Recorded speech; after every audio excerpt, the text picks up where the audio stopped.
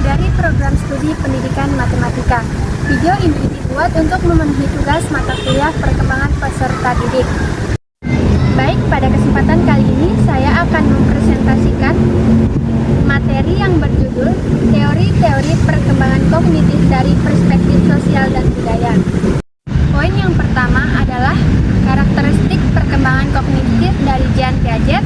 Poin kedua yaitu kritik dari evolusi Jean Piaget. Poin ketiga membahas teori perkembangan kognitif menurut Vygotsky. Poin keempat membandingkan teori Piaget dan teori Vygotsky, dan poin yang terakhir membahas peran kemampuan bahasa dalam perkembangan kognitif. Poin yang pertama adalah karakteristik teori perkembangan kognitif Jean Piaget. Menurut Jean Piaget, perkembangan kognitif anak berlangsung melalui 4 tahap utama. Tahap pertama yaitu sensori atau motor, yang kedua praoperasional, yang ketiga operasional konkret, dan yang terakhir operasional formal. Perkembangan kognitif terjadi secara bertahap dan berurutan, sesuai dengan usia dan kematangan biologis anak. Anak dipandang sebagai pembelajar aktif yang membangun pengetahuannya sendiri melalui interaksi dengan lingkungan. Proses belajar terjadi melalui asimilasi, akomodasi, dan ekuilibrasi untuk menyesuaikan struktur kognitif. Poin yang kedua adalah kritik dan evolusi teori Piaget. Meskipun berpengaruh besar, teori Piaget mendapat beberapa kritik. Piaget dianggap kurang memperhatikan faktor sosial dan budaya dalam perkembangan kognitif anak. Selain itu, beberapa penelitian menunjukkan bahwa anak mampu berpikir lebih kompleks pada usia lebih dini dibandingkan yang dikemukakan oleh Piaget. Evolusi teori Piaget melahirkan pendekatan baru yang lebih menekankan pada pengaruh lingkungan sosial, bahasa, dan budaya alam perkembangan kognitif.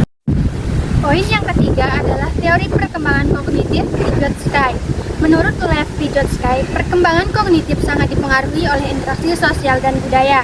Konsep utama teori ini adalah zona perkembangan proksimal atau ZPD, yaitu jarak antara kemampuan anak secara mandiri dan kemampuan yang dapat dicapai dengan bantuan orang lain. Vygotsky menekankan pentingnya scaffolding, yaitu bantuan sementara dari guru atau orang dewasa yang akan dikurangi secara bertahap. Bahasa dipandang sebagai alat utama berpikir dan belajar. Poin yang keempat adalah perbandingan teori Piaget dan Vygotsky. Piaget menekankan bahwa perkembangan kognitif berasal dari konstruksi individu dan kematangan biologis, sedangkan Vygotsky menekankan perlingkungan sosial dan budaya.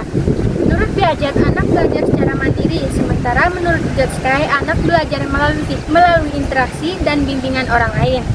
Piaget melihat bahasa sebagai hasil perkembangan kognitif, sedangkan Vygotsky melihat bahasa sebagai pendorong utama perkembangan kognitif.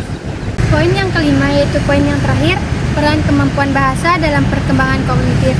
Bahasa berperan penting dalam membantu anak mengorganisasi pikiran, memahami konsep, dan memecahkan masalah.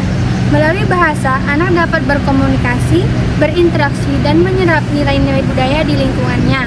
Dalam perspektif sosial budaya, kemampuan bahasa memungkinkan anak untuk berpikir secara abstrak dan reflektif, sehingga sangat berpengaruh terhadap perkembangan kognitif secara keseluruhan. Demikian pemaparan materi mengenai teori-teori perkembangan kognitif dari perspektif sosial dan budaya. Semoga materi yang saya sampaikan dapat menambah wawasan bagi kita semua. Sekian video presentasi dari saya. Wassalamualaikum warahmatullahi wabarakatuh.